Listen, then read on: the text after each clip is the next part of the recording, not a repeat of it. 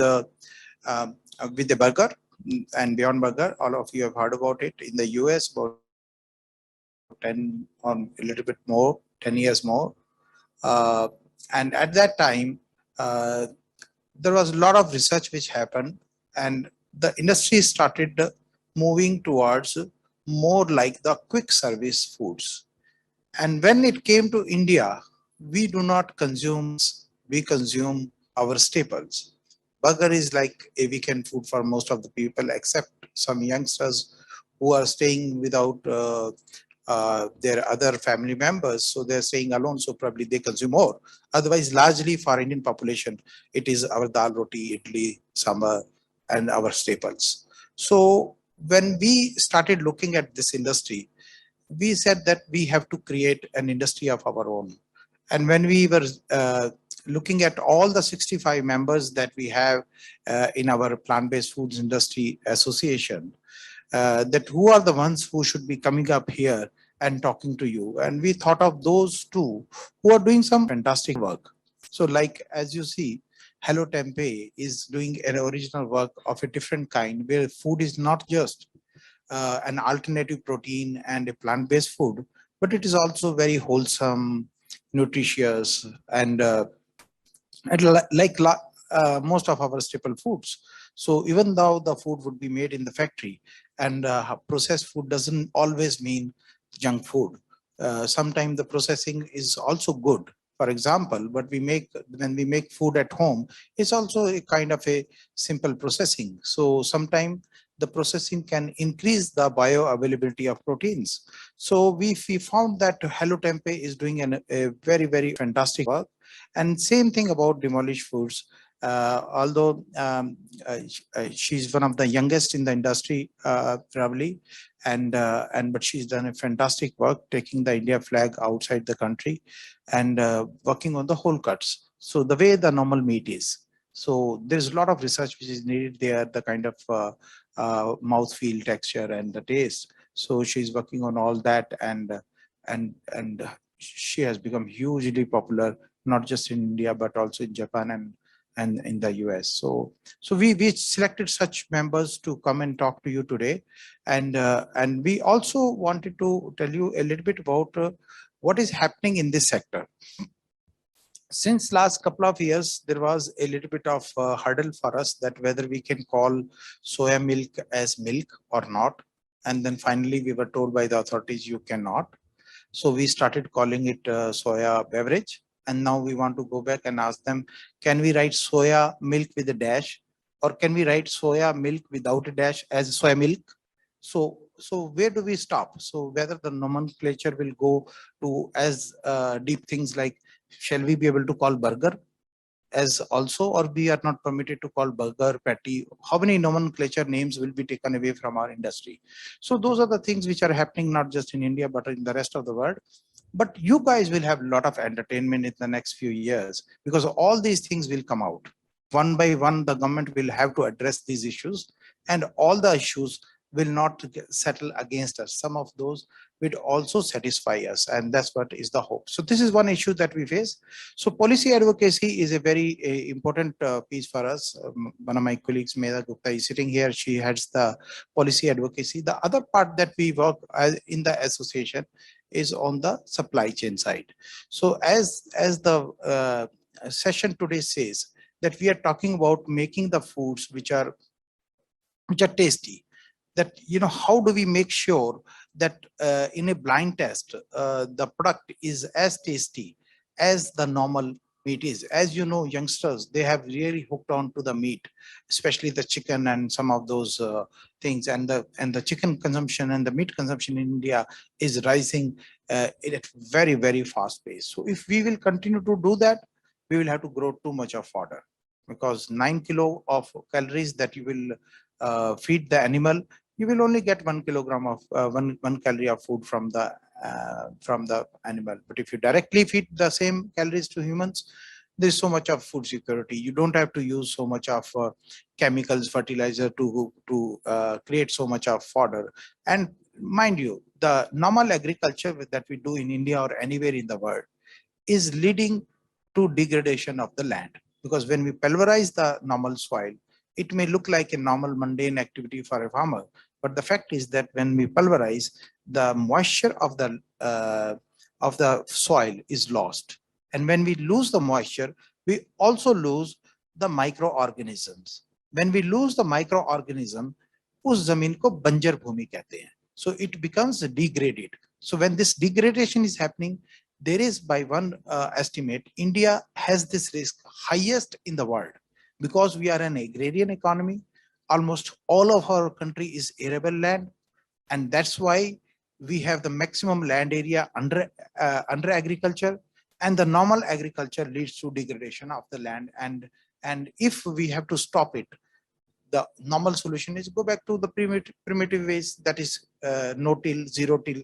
But that's not the solution. But we saw in Sri Lanka that you cannot have knee-jerk reactions, and one day you become organic, one day you become whole the country no till. Then how will you feed people? Because fertilizer also plays its own role. Similarly, there are more such issues that we have to solve. So supply chain is the second work stream in which we work. And I have been in the food industry and food and agriculture industry for more than 3 decades. And most of my work has been on the food and supply chain of food. And it comes very naturally to me. There are another two work streams in which we sometimes work, and that is on the investment side, but where we don't bother so much about the investment because so much of money is coming in this sector. This sector, which is about $267 million, about 2,000 crores of rupees. This sector is going to grow to 40,000 crores in the next 10 years.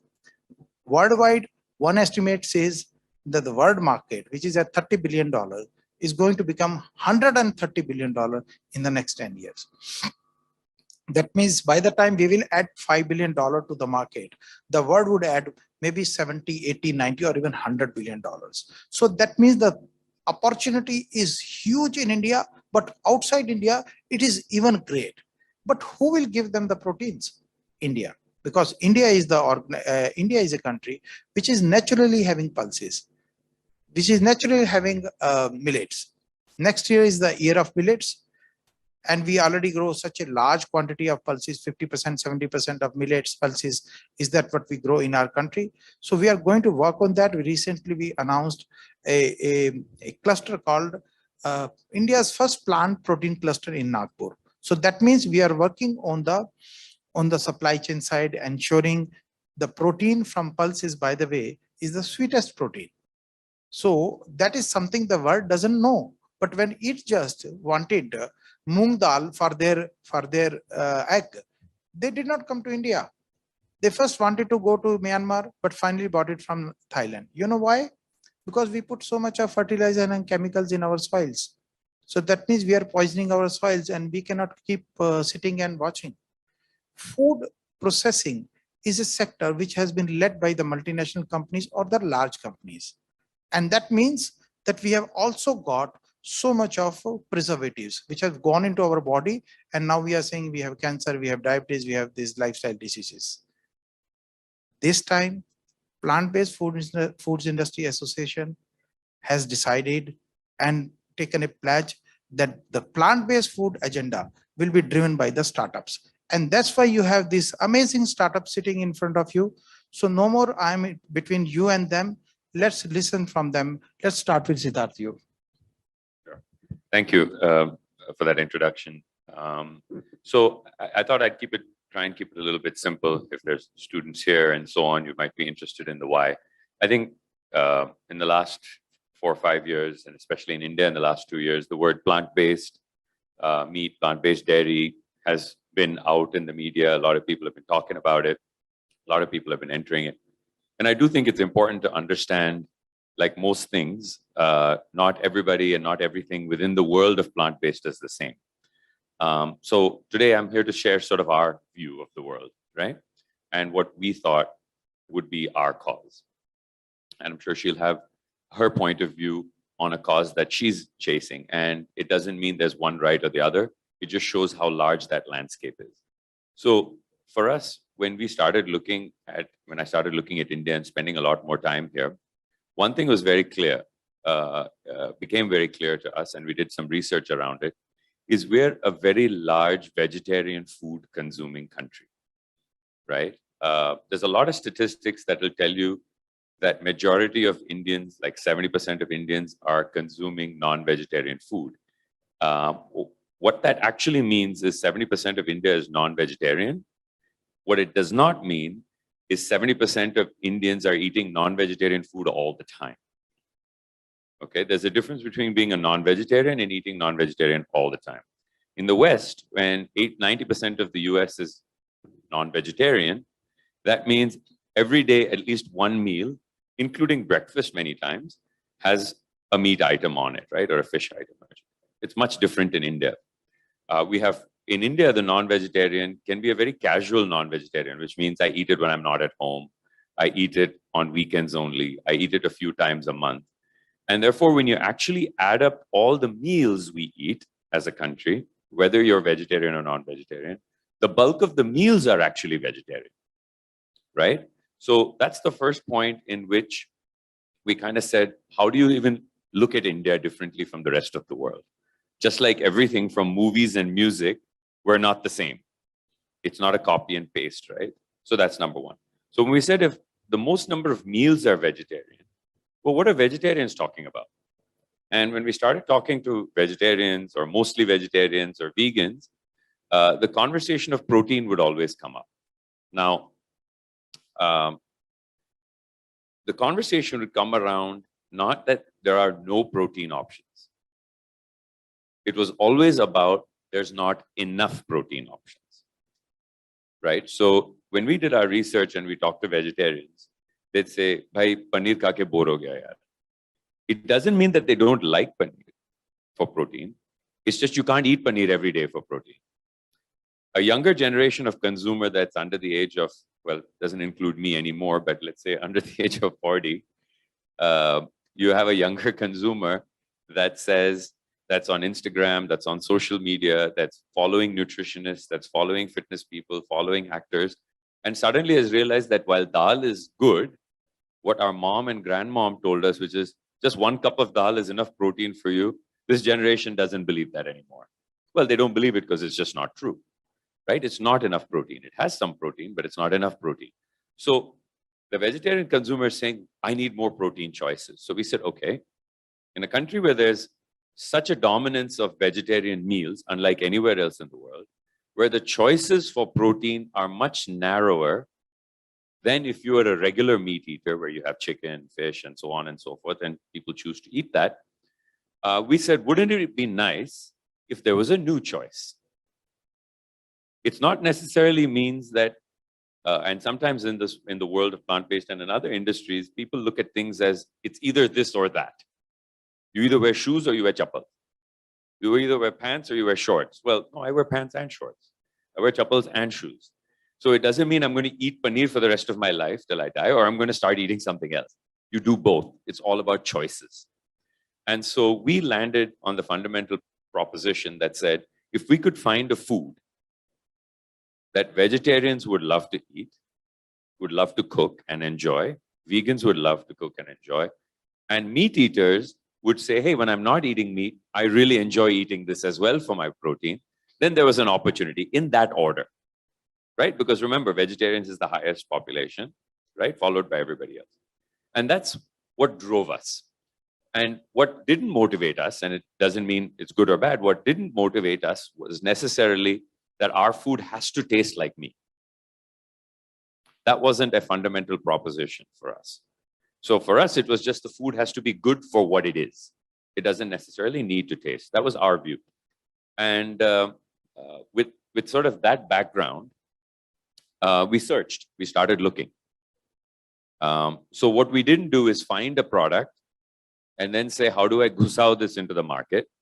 What we said is, what do we think the country want, and where's the gap? And what product can we find that suits that gap?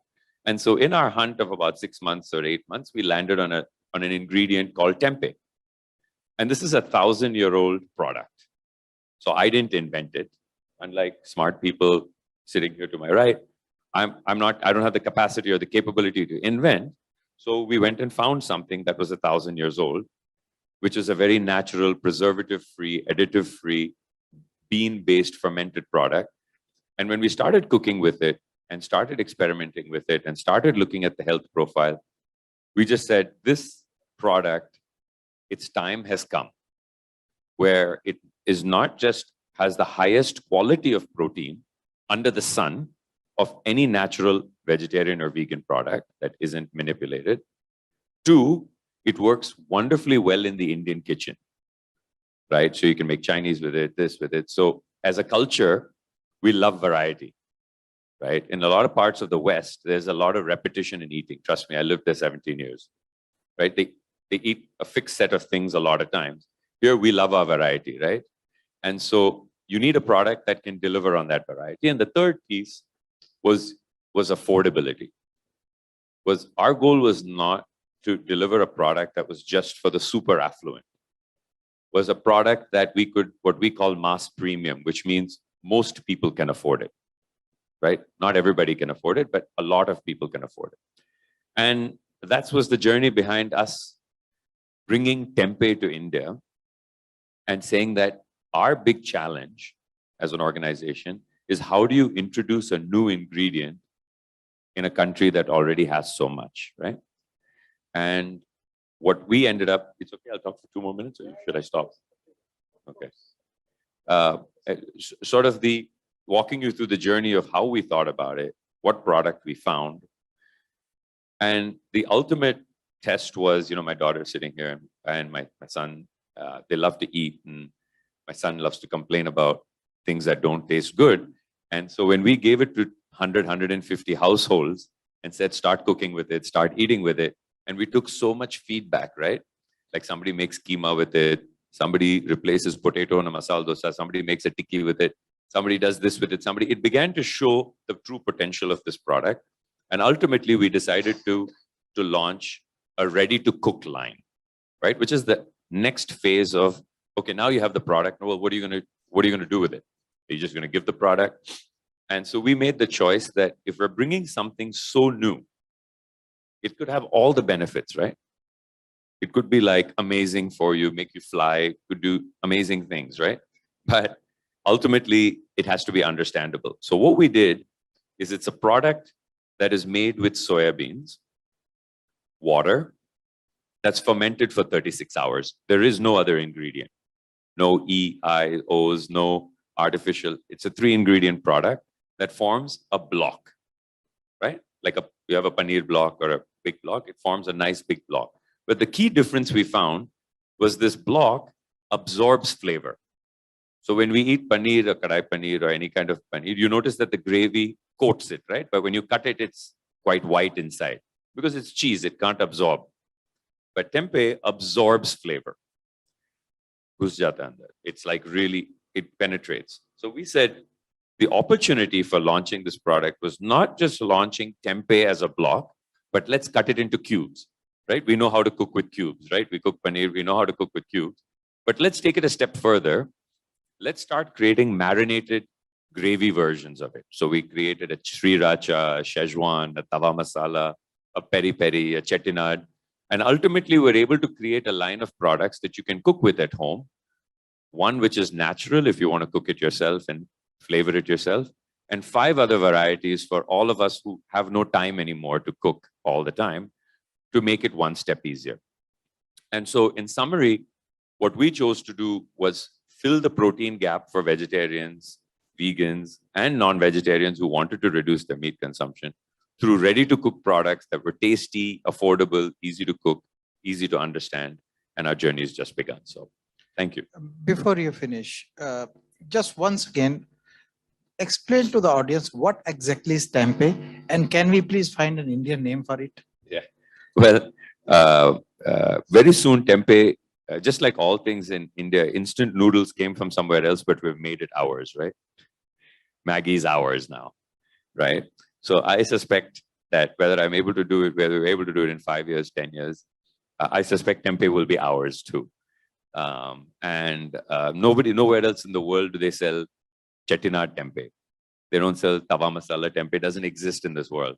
So just like a good Indian, I've taken something else and I've made it ours. So we get to enjoy cooking with it.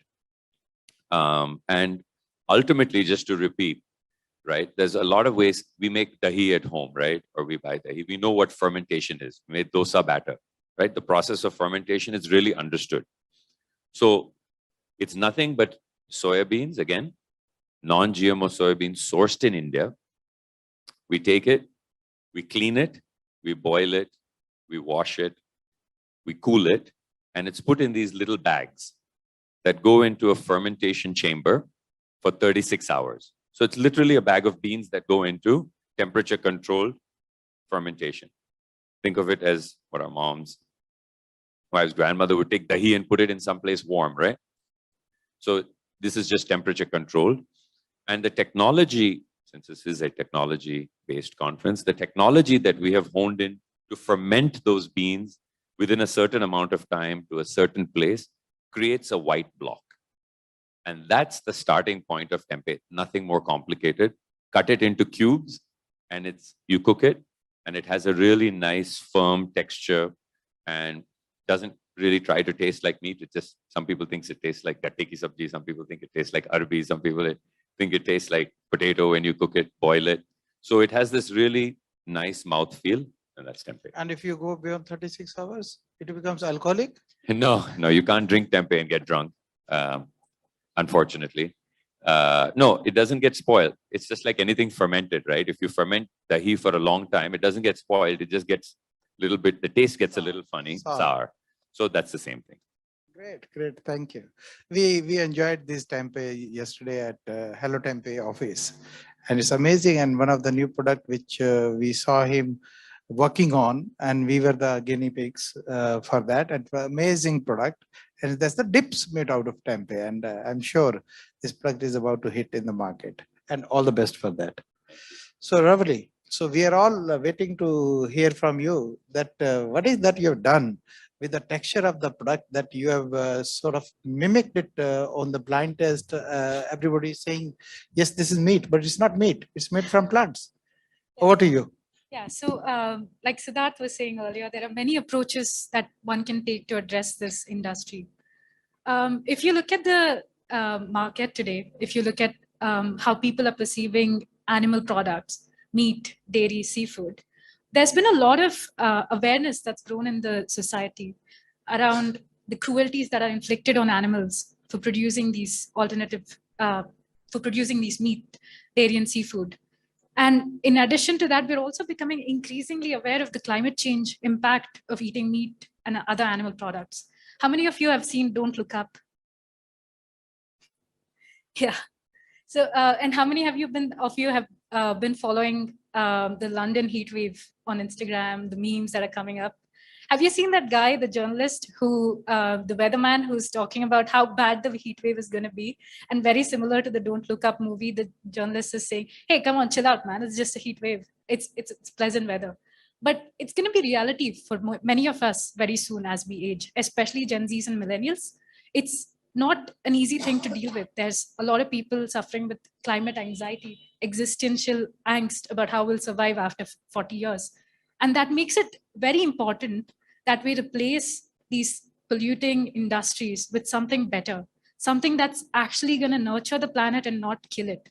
And that was the motivation behind finding alternatives to meat when we started Demolish Foods. And what we've been seeing is that while a lot of people might have good intentions, a lot of us want to move away from eating meat, right? A lot of us want to move away from dairy, seafood, for whatever reason, climate, animals, health, whatever reason. Oh, on the point of health, have you guys seen the Wimbledon's finals, men's finals? Both Novak Djokovic and Nick Kyrgios, both of them vegan. Both of them have been plant-based. And Serena Williams, man, she's been plant-based, and she's the only tennis player to have won that many Grand Slams. So yeah, a lot of us are moving to plant-based foods for health as well. And we looked at the industry and we thought, what should the problem be? There are many problems to solve in this alternative proteins industry. So when we started off, we actually wanted to use a pretty cool technology called precision fermentation. That is what is used to make insulin. What they do is take bacteria, modify the DNA, and produce the molecule you want to produce. So insulin, vanilla, etc., are actually produced using this technology. So we thought, why not use this technique and produce animal proteins outside of animals and remove the need for using animals? But then we quickly realized that there's an even more fundamental problem. What many of us don't realize is that when we are eating a food, it's not, we think taste, aroma, smells, oh wow, that's what's going to impress me. But actually, when you look at a food you eat, you have like more than 100 ways of describing its textures, like soggy, crispy, creamy, but not crunchy and so on, but not really that many ways to describe the taste itself. So we thought, do we have any good solutions for creating textures of meat? And we looked at a lot of existing techniques available in the industry. And what we realized was that none of them are able to accurately mimic the texture of meat. So if you take an actual piece of meat, like a chicken breast or a fish fillet, what you'll find is it's actually a muscle. So we went and looked at what is a muscle. We looked at the anatomy of it. We understood the way the muscle is structured and decided to mimic it closely. So a muscle has fibers, protein fibers, which are thinner than hair. And we've used our team of engineers coming from diverse backgrounds, biotechnology, mechanical engineering, electronics, computer science, to figure out a way at room temperature, with minimal processing, produce fibers with plants that mimic animal muscle fibers, both thermally and mechanically. We then take these fibers together, put them in flavors and fats, and create chicken breasts and fish fillets. And this is something that is able to mimic the textures of meat very precisely. You won't be able to tell that it's not chicken when you chew it. And we're only able to do it because of the amount of scientific advances that have happened and that we have been leveraging to put this together. And what we are doing is also something that I think is very necessary in the market. If you look at the market today, you'll see a lot of alternatives to like chicken nuggets, burgers, crumbles. But how many of us are eating chicken nuggets every day? How many of us are eating beef crumbles every day? We are eating chicken breasts. We are eating fish fillets. We are taking fresh pieces of it and cooking it in tikkas or curries or salads and whatnot. So we realize that it's important to mimic those if we really want people to shift their habits away from animal products to eating plant-based products. So I have a couple of questions from you. Ravali, first of all, considering your experience, when you were starting out, were there any moments where you felt that I must change my goalpost itself, that the life is, not the way I thought it is? So can you please share some of those stumbles that you saw in your way? A lot of youngsters are also sitting, they would want to know from you the journey that you had. Yeah, for sure. I think the entire story of Demolish Foods is about shifting goalposts. So like I mentioned, I'm sure Siddharth agrees too. I'm sure he must have seen it as well. When we started, I think I mentioned we used this technology that is capable of producing insulin. But then we quickly realized, why am I producing these molecules if what is supposed to carry these molecules is not available? The texture is the canvas that carries all of these ingredients to the mouth. So we immediately said, fine, let's give up on this precision fermentation technology and move to something else. And then we spent a year working on different techniques available in the market. There's something called shear cell technology, which is an advance in the texturing industry. There's something called high moisture extrusion. There's something called 3D printing. We spent almost a year just working on these technologies and figuring out if we can use them. And every time we banged our heads against these problems and we really tried hard to make it work for us and could not. And it was definitely dispiriting at many points of time. But after spending a year, we got insights from various different things we tried and ultimately decided to invent our own technique. And we spent a year further perfecting it. When we started, we were making fibers which were very thick, like noodle thick. And now we make fibers which are thinner than hair and using pure plant protein and nothing else. So it's always been about picking ourselves up, dusting ourselves off, and moving forward and shifting the goalpost to something even better every time we've figured something out. In fact, when X Prize Feed the Next Billion, it's a very famous competition. It's like the Oscars for engineers. We are one of the semi-finalists in the competition. And when we signed up, we were on a technology that there was no chance we could have gotten anywhere close to being a semi-finalist in this competition. But because we signed up to this, we said, hey, we need to figure out a way to get into it and make it to the finals. So we shifted our technology completely after that. So yeah, it's always been about moving goalposts. So my second question for you, Ravali, is on the future that India has. As some of you must have noticed that we had a summit in Delhi, and this was a huge summit organized by Plant-Based Foods Industry Association. And that's where we came out with a report. I have a copy of this report in case anybody wants this. You can contact Medha Gupta sitting right in the front row. So this is a copy of the report we can share, and this was made in partnership with the Plant-Based Food Association in the US, which is our counterpart. And what came out of this report, it is written by our own in-house team.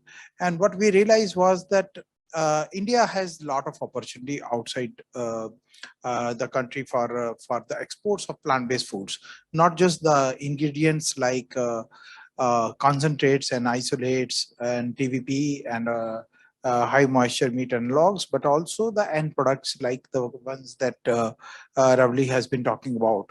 So we realized that this report spoke about creating a cluster, working on the supply chain, working on lifting some of the hurdles that, and that's what we keep doing. Like for example, next month there is an event which is happening in Bengaluru Food X on 26th, 28th of August, and that's where we are bringing our entire industry during that over there, and all of you are welcome to come there.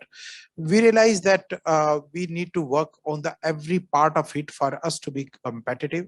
If we want to be competitive outside the country, we have to work within the country, and all this money which is coming in for this sector, there's such a huge interest and so much of money which is being poured into for this sector.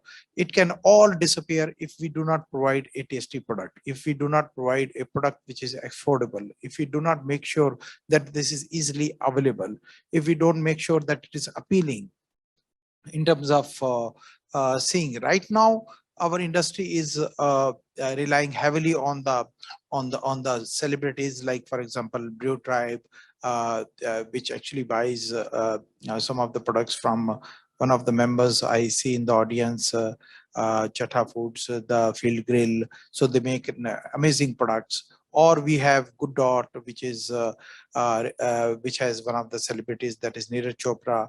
And for Blue Tribe, it is Anushka Sharma and Virat Kohli. And one startup itself, so Imagine Me, was started by Ritesh Deshmukh and Janila Deshmukh, and Tata Consumer launched the products day before yesterday. ITC has jumped in. Hindustan Unilever was already there, more so outside the country. Nestle is there. Nestle has about more than $700 million worth of business already converted to the plant-based. So there are a lot of other big corps like Carry or Sibrais or Rocket, which are already there in the country and doing this work and making the export potential easy. So Ravali, you have been able to crack the market in Japan. You have been able to evoke a lot of interest in the US. Can you please allow us to peep into the work that you're doing? Forget Demolish food for the moment. Just think about India, that what is that the India has the opportunity, and what is that you have seen there, which rest of us can follow those footsteps. Yeah, so I think India is very uniquely placed. We have a lot of latent talent.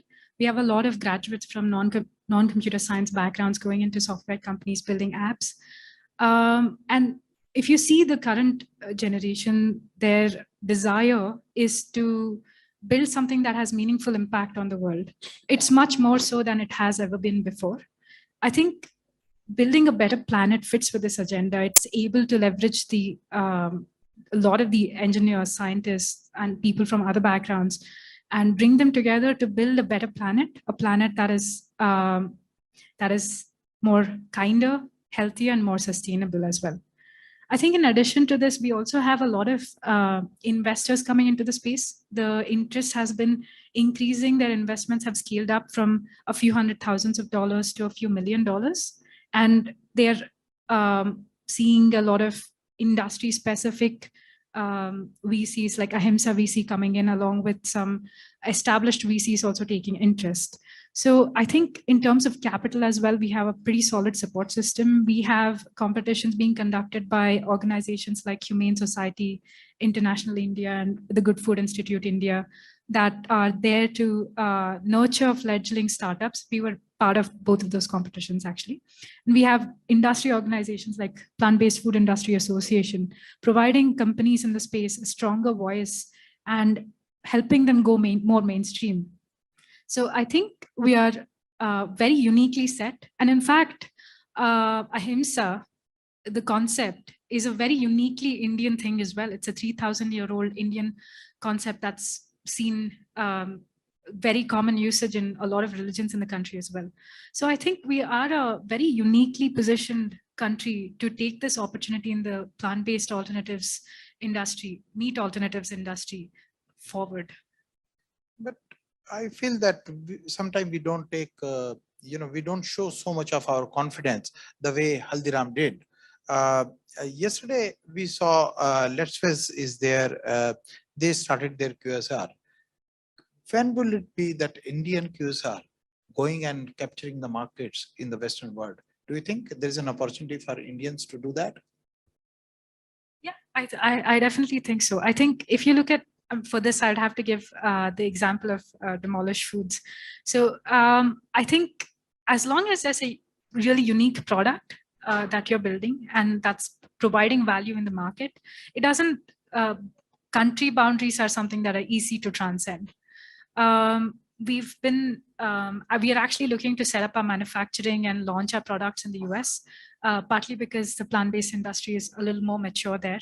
They're very used to seeing a lot of these meat alternatives, chicken nuggets and burger patties and so on. So we're actually seeing quite a lot of traction.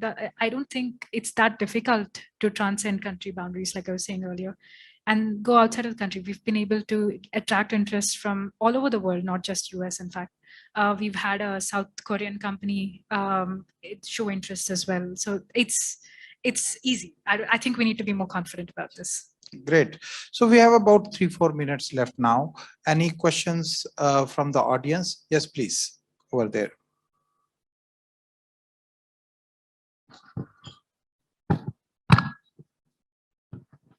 My question is directed to Mr. Kindly first identify yourself, please. I am Sheshadri from Aditya Birla Group.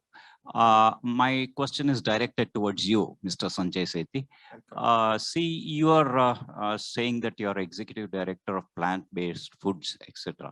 Now, see, what is happening is there is a certification process. You started off with chemicals and fertilizers being extensively used in this country.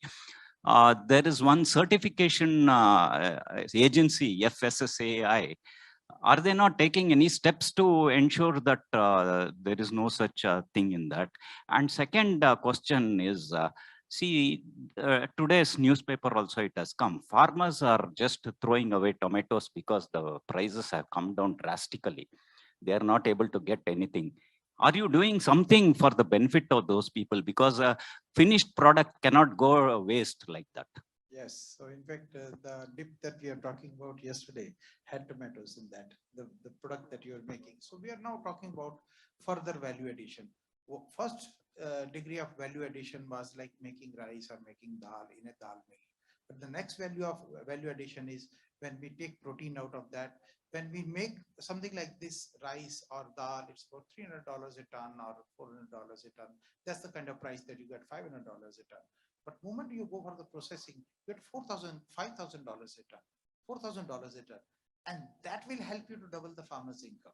So because part of that will translate not only to the farmers, but also to the various other food handlers in the supply chain. Coming to your first question about FSSAI, there are two kinds of vegan standards which are coming up. One which was by FSSAI, which were almost finalized before we were born 6 months ago as an association.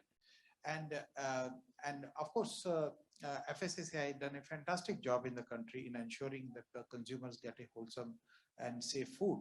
But at the same time, we cannot say that we are not consuming pesticide, we are not consuming preservatives, and we should not. We should not consume those kind of preservatives and those kinds of harmful colors which are right now permitted. So that means the regulator itself all over the world is also modernizing. And coming to the responsibility of ensuring that whether the standard allows it, there are two aspects to it. One, the standard doesn't allow, and second, we have a very strong culture of street food in our country. Our standards have to incorporate that. We cannot use the standard to make the food processing a elite business, and that's what the standards have done all over the world. In India or in some countries, standards have been bypassed. I mean, you know how easy it is to get an ISO standard today.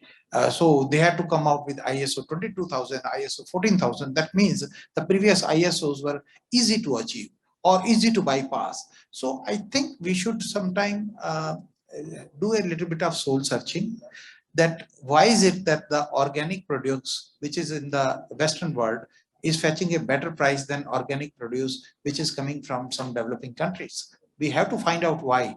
Are we following the principles of mass balance? If we are making 100 kilograms of organic and selling as 200, that means from where this another 100 has come. So those are the things that we have to do. We have to see ourselves. So there is a lot of responsibility with the people. The generation, which is our generation, they did the first good job of putting too many fertilizer to ensure that people have food.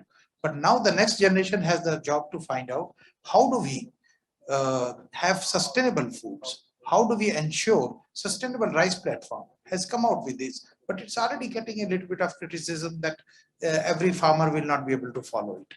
We cannot use the standards to do it in such a way that some people are not able to follow, and like a convent school, it becomes a ticket to success. So similarly, we are ourselves have joined the criticism in a not really criticism, I would say criticism and suggestion in the same breath.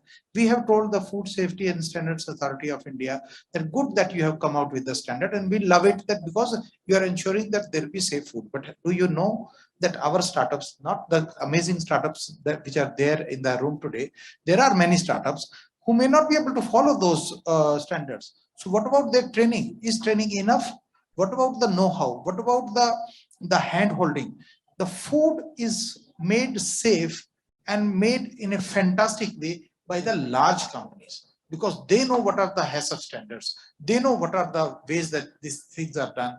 I do not have much time today, so I'm sorry I cannot take more questions, but I can only sum up by saying that we are not in a position to do everything ourselves. We need to be providing a staged approach in achieving those standards. If we want absolutely today, then we have to pump money to help the startups understand that kind of a making of food which is very, very safe, and for them to increase their capability is very, very important. I know there is one more hand has gone up. I'm sorry, two hands. We will answer these questions during the break because the time is up. Thank you very much. And thank you, panelists. You have been amazing. Thank you. Thank you, audience. Thank you so much, sir. Sethi sir, thank you so much for helping us with the time management as well. Thanks a lot. And Siddharth, thank you so much. Ravali, thank you so much for being here and sharing your intellect and your work, your business, and the protein as well. Go for protein.